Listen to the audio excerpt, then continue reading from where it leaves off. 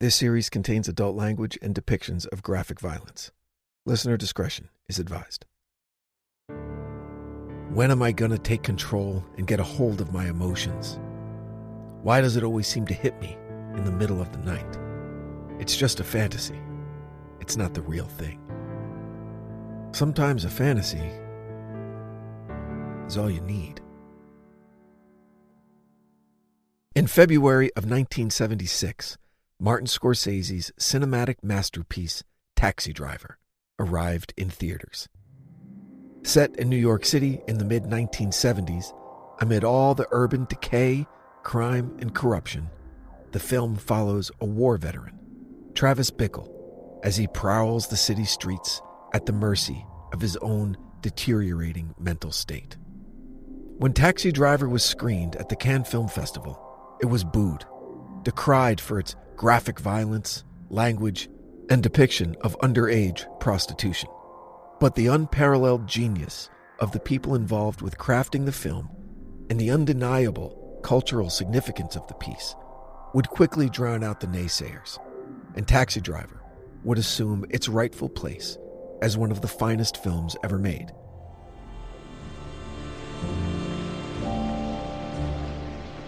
All the animals come out at night. Whores, skunk pussies, buggers, queens, fairies, dopers, junkies. Sick, venal. Someday a real rain will come and wash all this scum off the streets.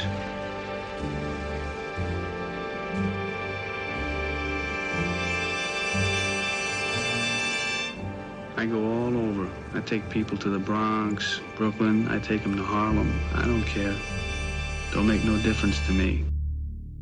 You also had Taxi Driver. You had Saturday Night Fever. You had all these films featuring characters that were lost, that were truly lonely. People were going through a lot. It was a tough economical time. It was a tough time coming out of that war. It was a tough time in New York where a lot of these films were set. Specifically, Travis Bickle, to answer your question, Travis was the epitome of lonely.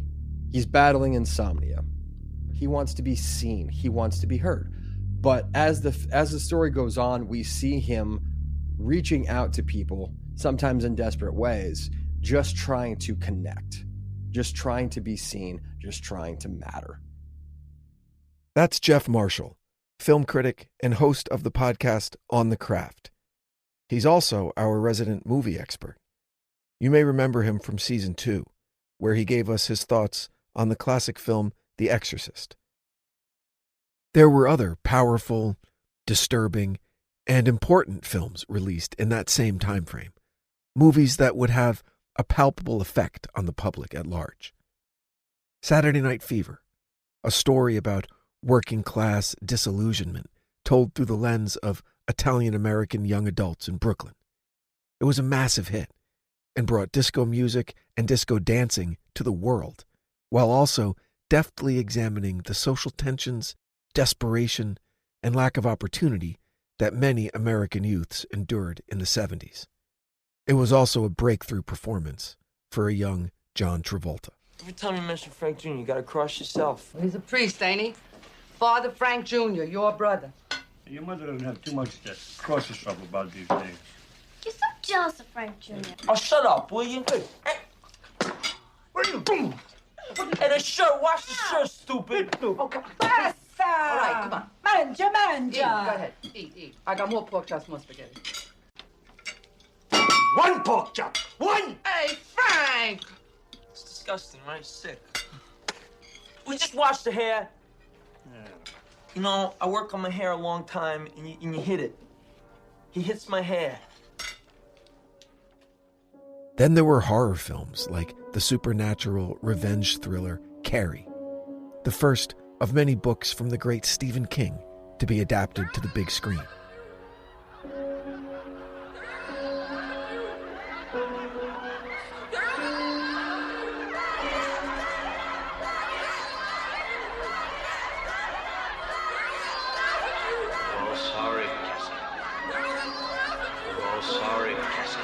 Trust me, Carrie. You can trust me. Trust me, Carrie. You can trust me. Trust me, Carrie. You can trust me.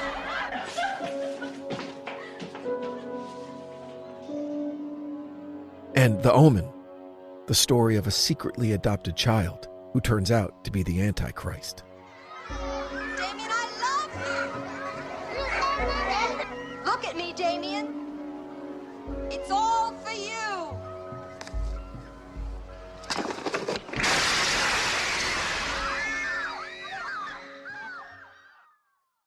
Now, this isn't me trying to make some thinly veiled connection between Berkowitz's crime spree and popular media. I'm a Gen Xer. I remember how ridiculous it was when my parents were warned that Beavis and Butthead would make me burn my house down, or that the hip-hop music that I loved would turn me into a cop killer. But I also wasn't taking orders from a talking dog, which is to say that if a psychological disorder is already present, maybe that person is more susceptible to societal influence than others. But I'm not a doctor.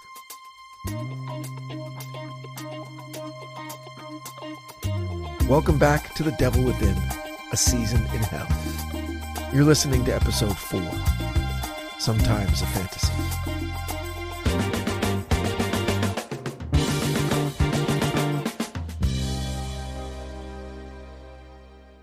Specifically, Travis Bickle, to answer your question, Travis was the epitome of lonely. He's battling insomnia. He wants something that will take long hours to do. And what else did we talk about earlier? He wants to be seen. He wants to be heard. So what is he going to do? He's going to put himself in a job where people are paying him to give him rights. He's going to be around people all the time. So that means I can be seen. I can be heard. I can matter. I can contribute. But as the story goes on, we see him reaching out to people, sometimes in desperate ways, just trying to connect, just trying to be seen, just trying to matter. And that is ultimately what I take away every time I watch Taxi Driver, which, by the way, for anyone who hasn't seen it, that's not a film you watch once. You need to watch that film 9 to 12 times to see all the things that are in there. There's so many things that Scorsese has done, and he's so good at using the camera to show you that you're going to miss, because sometimes they're so quick. But also De Niro with his character choices, and if I may say, Harvey Keitel and Jodie Foster, phenomenal job. And they're in but maybe a handful of scenes. 98% of the scenes are focused on Travis, and yet we have one scene that's just featuring Harvey and Jodie Foster with them dancing. It's an unbelievable scene, and Jodie Foster's only, I think, 13 years old when she films that movie. But looking at it from a standpoint of where we were in 1976, like I had said earlier, with Travolta's character in Saturday Night Fever, or even Sissy Spacek and Carrie, you have people that are just trying to find their way in life. They're lost. They're in a big city that doesn't give a shit about them because they don't even care about themselves. They're sure as hell not going to care about other people. And all they're trying to do is matter. Virginia Voskerichian had just gotten off the subway. She was a 20-year-old student at Columbia University in Manhattan. It was a short walk from the subway stop to her house. It was around 7:30 p.m. on March 8th, 1977. Although spring was around the corner, late winter still brings cold weather in the Northeast. Plus, it was already dark, so Virginia was walking quickly.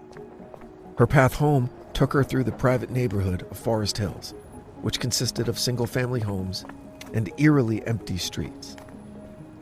She had undoubtedly heard of the shooting death of Christine Freund 6 weeks ago. That crime scene was less than a block away from where she got off the train.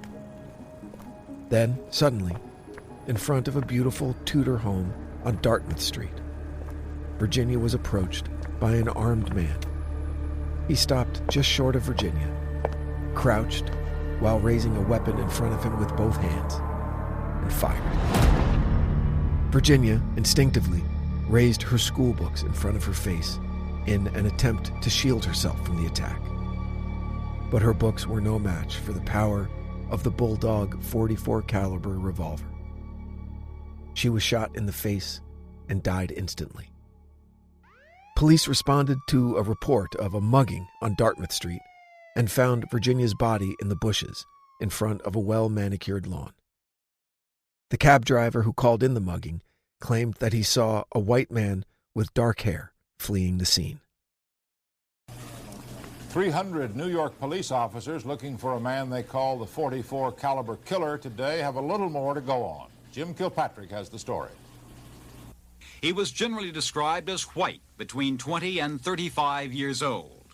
Police described the killer as clean-shaven, with dark, wavy hair, high cheekbones, and a sensuous mouth. At a news conference, New York police depict him as a woman-hating killer, between 25 and 32, with a good athletic build, weighing around 165 pounds. The drawing is considered important because the description comes from eyewitnesses who were at the scene but not under fire. Previous sketches came from frightened victims. Quite obviously, we can't take that sketch and go out and pick out the person we're looking for. But it helps us in the sense that a person in the general public or some friend of his may be able to come forward and say, this looks like the man we're looking for. Authorities say they cannot determine the killer's nationality or ethnic background. And even with the new drawing, police would not say they are any closer to finding the killer, only that they have a better description. That's right. The cab driver who witnessed Berkowitz fleeing the scene of a homicide was apparently close enough to describe his mouth as sensuous. Now, that's obviously a very descriptive and specific adjective to use when describing someone's face, and the police sketch artists had a field day with it, giving Berkowitz plump, heart-shaped lips and high, angelic cheekbones. David Berkowitz clocked out of his shift at the post office at 5 p.m. on March 8th. It was a Tuesday, cold and gray, but with the faintest promise of spring on the early evening air. As usual, David went home and prepared for the hunt. It had been 6 full weeks since his last successful outing, and he decided that maybe he should revisit the scene of his previous triumph. Forest Hills, Queens. Circling the familiar streets, looking for signs, David decided to, once again, call an audible. Although she wasn't sitting in a parked car, the sign was unmistakable. He clocked her as soon as she emerged from the steps of the subway station. Young and pretty, with dark brown hair to her shoulders, this had to be the first sign. Well, he would know soon enough. He rounded a corner. Then, like a miracle, his hopes were confirmed. A parking spot opened up just as he turned onto the next block. By the time the young woman had crossed into the loneliness of Forest Hills, he would be able to intercept her path from less than half a block over. When you live in a city of 8 million people, it's exceedingly rare to find yourself completely alone on a sidewalk, regardless of what time it is. The solitude is discomforting. It feels like something's off. Were those the thoughts going through Virginia's mind? Was it somehow oddly reassuring when she saw a man walking towards her? Maybe. All we know is that the situation was perfect for David Berkowitz. Rarely had one of his hunts produced such a perfect scenario so early in the evening. Unsuspecting victim, no witnesses, easy getaway. When he was a few paces in front of Virginia, he stopped, drew his pistol, assumed his customary crouched position he learned in the Army, and fired through the desperate shield of textbooks Virginia raised to cover her face. He didn't wait to watch her fall. He just turned and ran for his car and the anonymity of 295 North to the Throgs Neck Bridge that spanned the East River, connecting Queens with the Bronx on mainland New York.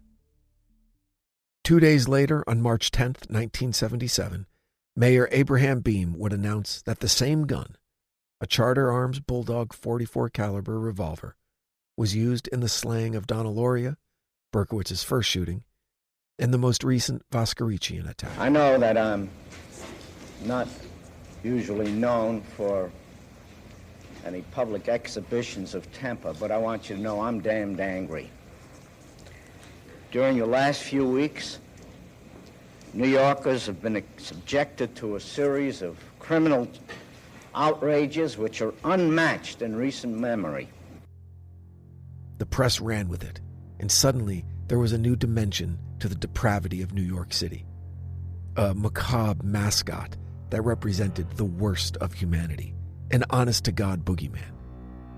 He was, for the time being, the .44 caliber killer. But how did he get here? And what made him continue? Beyond the alleged influence of the demon-possessed black lab named Harvey, what makes Berkowitz and others like him tick? We explored what has been called the primary crisis of his life in an earlier episode, but obviously there have been countless children of difficult, adoptive upbringings that haven't become vicious serial killers. Cases like the son of Sam are an incredibly rare aberration. So how much blame can be placed on his childhood? You remember Seth Menachem from an earlier episode. My knowledge of serial killers is limited to Netflix documentaries and what I've learned theoretically in school. I've never seen a serial killer, as far as I know. Well, you're talking about stacks of complicated information thrust upon a vulnerable psyche.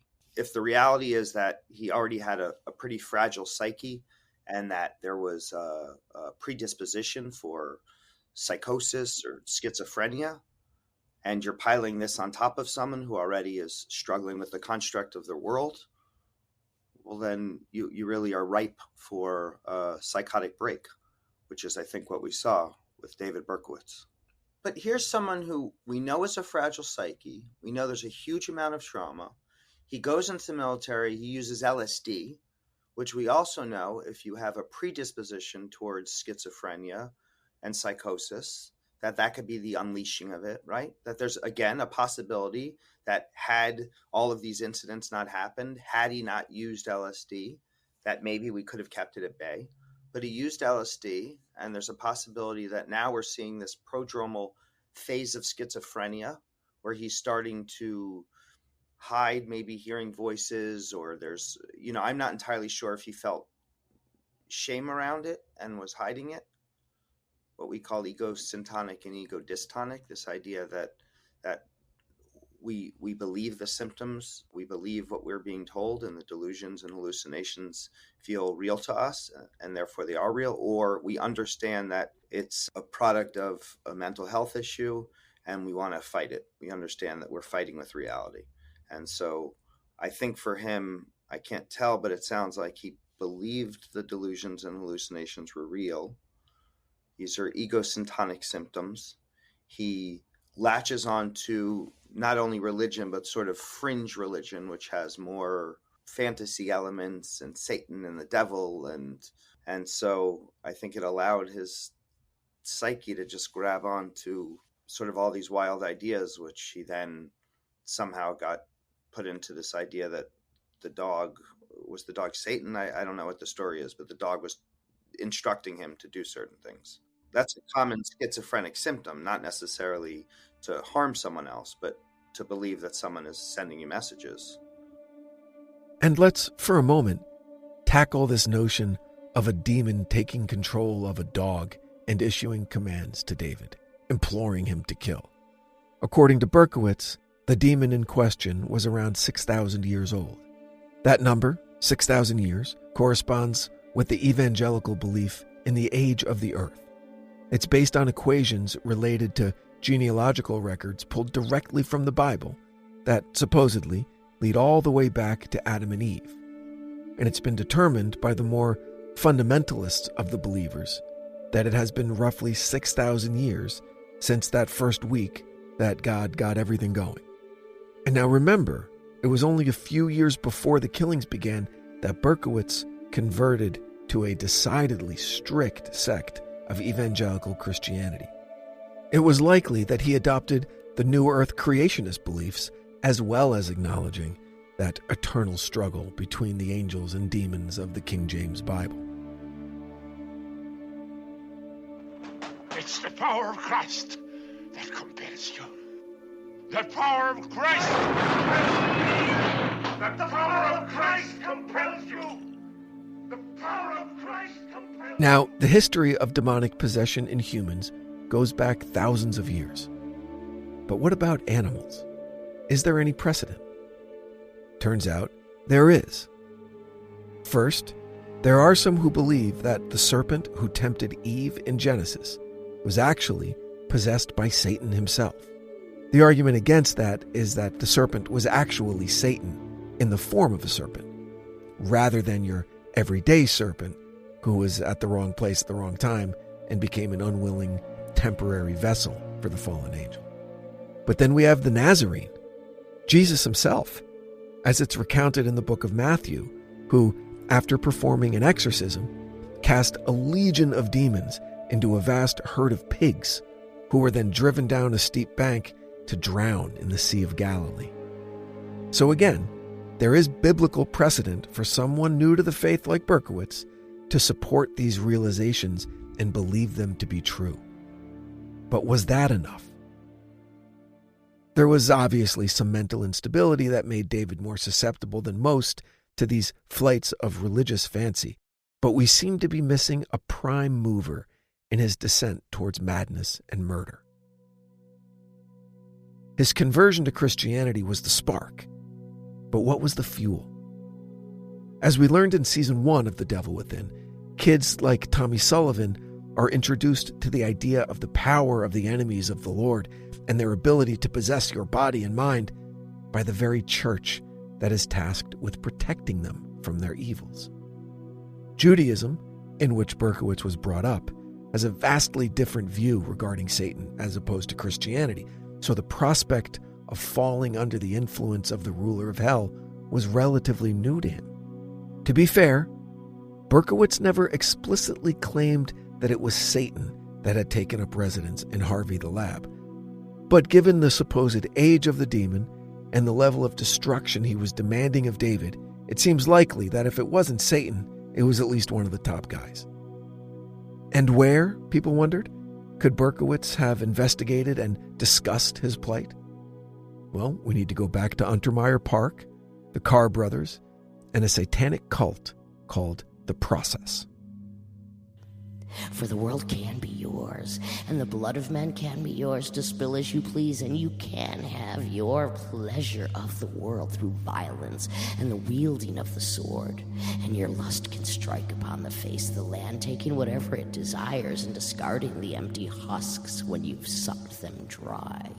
War and violence are your heritage. Satan's army is ready in the field, and slaughter is the order of the day. For I, Satan, am master of the world, and my law is death. The Process Church of Final Judgment was a religious group that began in 1966. Two members of the Church of Scientology started an offshoot, which eventually became a separate organization called The Process. By the early 1970s, the church had spread across Europe, the United States, and Canada. But that sudden, massive growth came with a price. Rumors began about ritual murders and connections to satanic groups. These rumors reached a fever pitch when Charles Manson, leader of the cult known as the Family, implied that he was directly connected to the Process during the trial for the Tate LaBianca murders, for which he and his followers would be found guilty. The bad press that followed placed a tremendous amount of strain on the founding members of the Process, both emotionally and financially. The church fractured, with one of the founders leaving entirely and going into the world of business, and the other continuing the church under several different names, many of which actually operate to this day. There was widespread speculation that the Process, or at least one of its offshoots, the cult-like group called the Children, had ties to the mysterious Ordo Templi Orientis, or the Order of the Temple of the East, a secret society that has been linked to occult activity, satanic worship, even the Illuminati. The reason I bring this up? The Process Church offshoot organization called the Children had their headquarters in Untermeyer Park, and counted among their members brothers Michael and John Carr and David Berkowitz. I was lonely. I had no real companionship, and I was invited to a party one day. I went to the party. This was in the Bronx. A couple of guys said, "Hey, listen, you looking for a girl or something? You're looking for a good time? We got some friends that meet in the park. So why don't you come by?" So I went over to the park, and we went deep in the woods. They had a small fire going, and a lot of people were drinking. They were singing. A lot of people were chanting.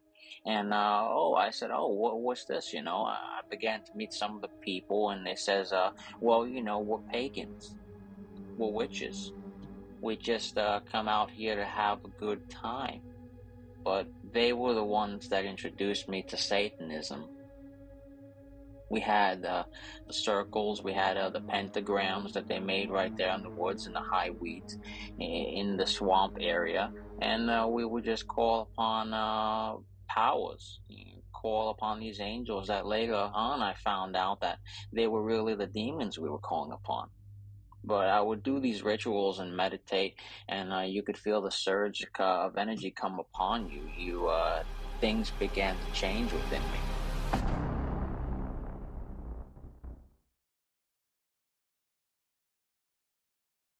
If you look at a map, Yonkers is only about an hour drive from the woods of North Jersey, an area known to be a hotbed of satanic activity since the early 1970s, and that would descend into the hysteria of the satanic panic with the Tommy Sullivan murder-suicide that we covered in Season 1. Detective Paul Hart thought he had seen everything.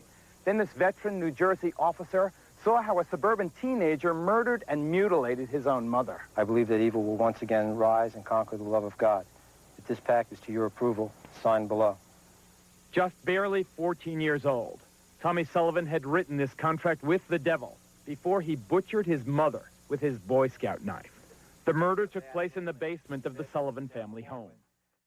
The satanic group or groups that flourished in North Jersey were either very disorganized or very adept at keeping a low profile because they were never formally identified by any name, group, or affiliation with larger entities. They were, in fact, only rumored to exist until the Sullivan case exploded into the zeitgeist. In the years following the Son of Sam murders, investigative journalist Maury Terry desperately tried to make some kind of concrete connection between Berkowitz and satanic worship, going as far away as North Dakota to investigate one of the Carr brothers, as well as probing the rumored covens of Satanists in the woods just across the Hudson River from Yonkers on the Jersey side. Well, the top-grossing film of 1976, which also won Best Picture, was Rocky. Sylvester Stallone wrote it, turned down a lot of money to not be in it. They really wanted Robert Redford for that part, and offered him large sums of money to bow out of that project, and he chose not to. He stuck to his guns and ended up becoming the lead actor. But that was the story of somebody that had been looked over, wasn't living the life necessarily that he wanted to live, and along came this opportunity for him to make a name for himself, to remove himself from the situation that he was in order to make a better life for himself. That's all I want to do is go the distance. You see, and that bell rings and I'm still standing. I'm going to know for the first time in my life, see, that I weren't just another bum from the neighborhood. After 9 weeks in release, on January 26, 1977, Rocky reached number 1 on the nationwide box office charts. And there it stayed, the movie mirroring the unlikely success of its protagonist until March 30th, when it would be dethroned by the disaster thriller Airport 77, a film about a hijacked jetliner that makes an emergency landing in the ocean. From there, the movie quickly becomes a deep-sea rescue. This is Airport 77, Drown in here. Nobody is going to drown. The plane is pressurized. Have you radioed for help? Radios don't work underwater, but our course has been tracked on radar, and they know exactly where we went down. What'll we do? Calm down. Run out of air. I say calm down! An unforgettable adventure. An all-star cast. Suffice it to say that Airport 77's stay atop the box office charts lasted a week, and then Rocky reclaimed the top spot on April 6th. 10 days later, on April 16th, 1977, 20-year-old tow truck driver Alexander Esau from Hell's Kitchen in Manhattan and 18-year-old college student Valentina Suriani from the Bronx decided to see what all the fuss was about. After catching a late show of Rocky at a nearby theater, they parked on the service road of the Hutchinson Parkway, about a block from Valentina's house. They wanted some alone time. Despite the seemingly non-stop reports of the .44 caliber killer targeting young people in cars, girls with dark hair especially, these kids chose to tempt fate.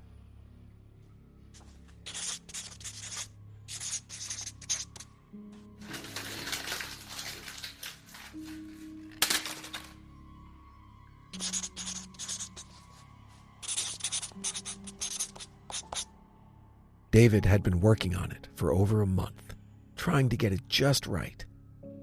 Ever since his successful hunt back in March, and the press gave him the nickname the .44 caliber killer, he found that name to be uninspired, unworthy, so he set to introducing himself. Who knows how many drafts he went through or how long he'd had the letter ready to go. All we know is that he abandoned the target-rich borough of Queens for the familiar grounds of the Bronx. He'd been slowly awaiting the signs as he scanned the area where he first struck with his trusty bulldog revolver, where he had gathered the blood of the young and beautiful Donna Loria in Pelham Bay, and found the Hutchinson Parkway a convenient escape route back to Yonkers. And here he was again. But it was getting late, nearly 3 a.m. on April 17th. He'd almost decided to call it a night and head home without his trophy, as he had done so many other nights. But all those failures just made the successes sweeter. He decided to expand his circle to include the service road just beyond the parkway. And there they were.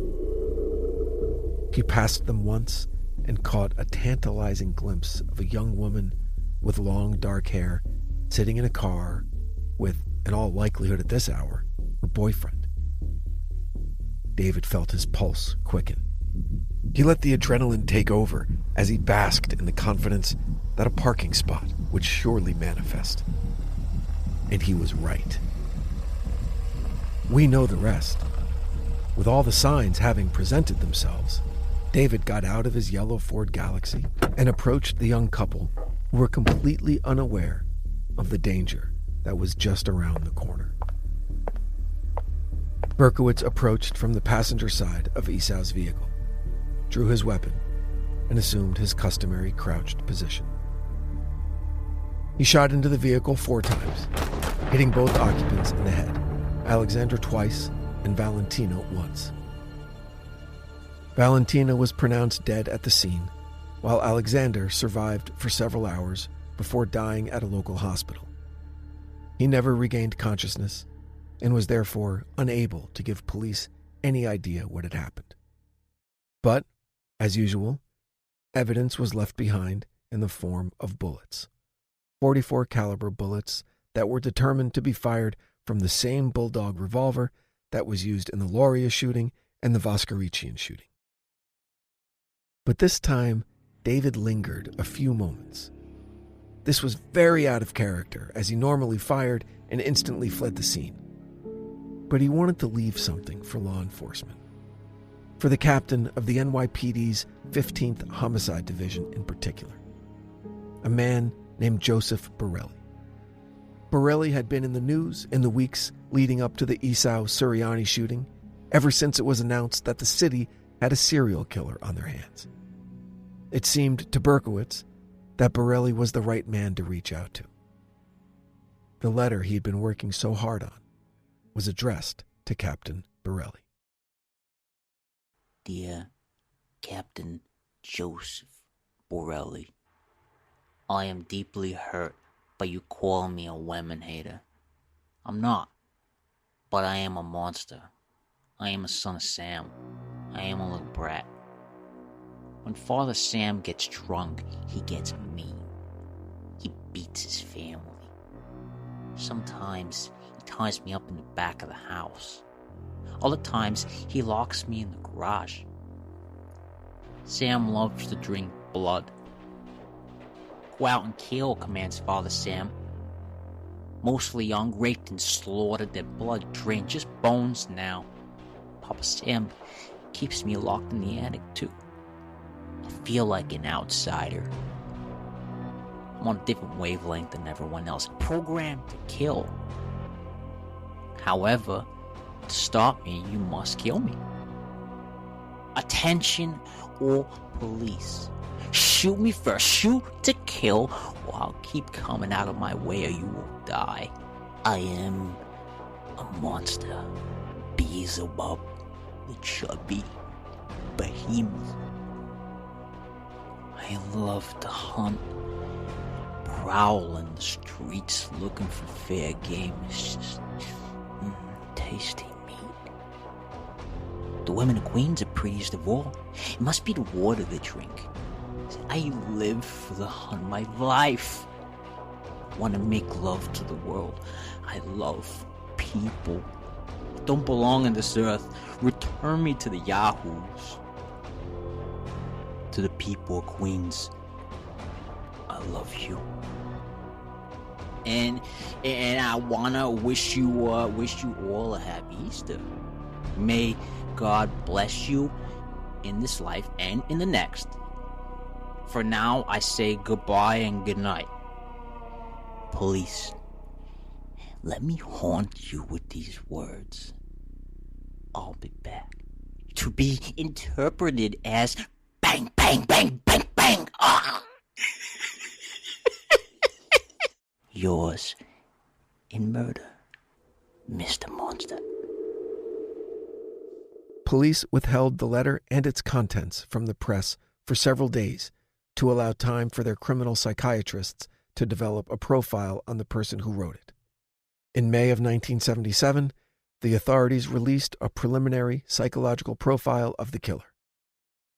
And their initial conclusions were alarming. Believing the killer to be psychotic, police have their psychologists working on the case as well. The victim that's selected usually satisfies something on a fantasy level.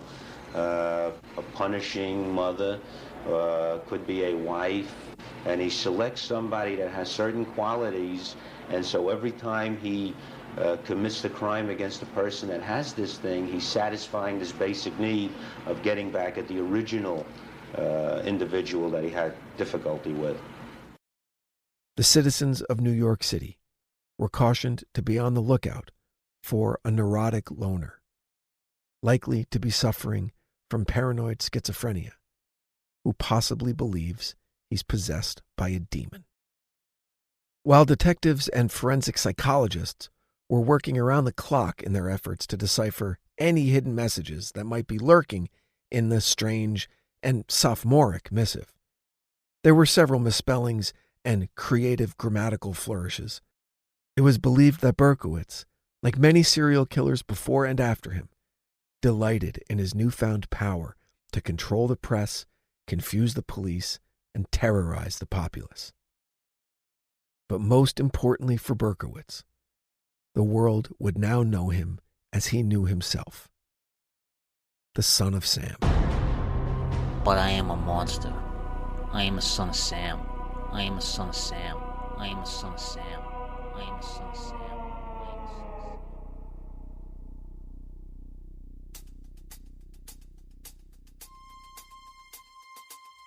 On the next episode of The Devil Within, A Season in Hell, Berkowitz sends a second letter, this time to a popular journalist, and it contains a chilling warning to the city. Plus, we meet the team of detectives tasked with tracking down the killer. That's next time on The Devil Within. The Devil Within, A Season in Hell, is a Cloud 10 Media production, recorded live at Bel Air Studios in Los Angeles, California. Written and produced by Brandon Morgan. Executive produced by Sim Sarna. Our post-production supervisor is Bruce Whitkin, who also provided original music for this episode. For The Devil Within, I'm your host, Brandon Morgan.